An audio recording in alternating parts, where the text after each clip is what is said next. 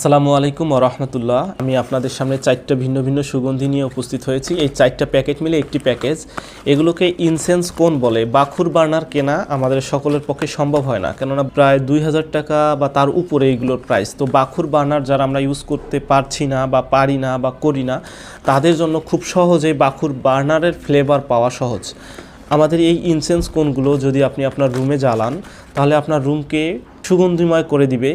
বাখুর burner যেরকম নিজেকে পুড়িয়ে আস্তে আস্তে আপনার ঘরটাকে ধোঁয়াময় করে দেয় এবং এই ধোঁয়ার সাথে ফ্লেভার ছড়িয়ে দেয়, ঠিক তেমনি এই ইনসেন্স কোনগুলো আপনার রুমকে ধোঁয়াময় করে দিবে এবং সুগন্ধ ছড়িয়ে দেবে।